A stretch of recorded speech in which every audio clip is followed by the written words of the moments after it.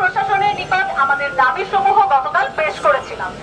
সেগুলোরই বর্তমান অবস্থা সম্পর্কে সকলকে সম্যক অবহিত করছি এবং ঘটনা প্রবাহ অনুযায়ী আমাদের পরিবর্তিত দাবি পুনরায় পেশ করছি।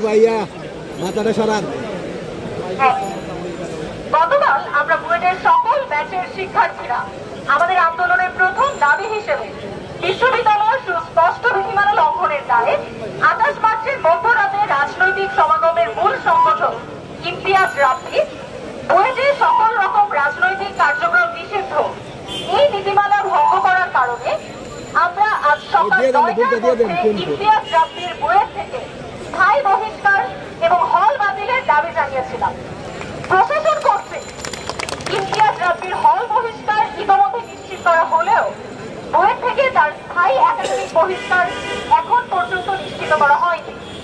আমরা আজ দুপুর 2টার মধ্যে লিখিতভাবে ইমতিয়াজ রাব্বির স্থায়ী একাডেমিক বহিষ্কার নিশ্চিত করার দাবি জানাচ্ছি।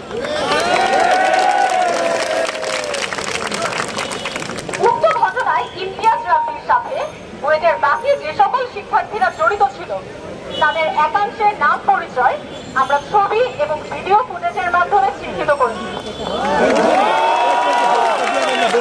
তারা হলো ASM আনাস ফেরদৌস,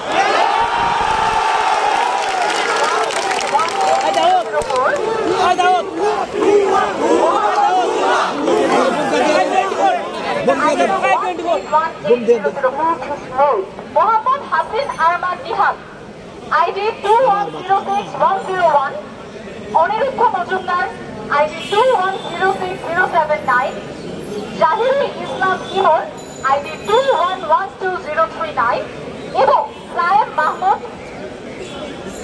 মাহমুদ সাজুদ্দিন রিফাত ID 2106126। আমরা ইমতিয়াজ রাব্বির মতোই বিশ্ববিদ্যালয়ের সংবিধানের নিয়ম ভঙ্গের দায়ে এবং বুয়েট ক্যাম্পাসে রাজনৈতিক অপশক্তি অনুপ্রবেশ করানোর চেষ্টা করায় এদের সকলে বুয়েট থেকে স্থায়ী একাডেমিক এবং হল বহিষ্কারের দাবি জানাই।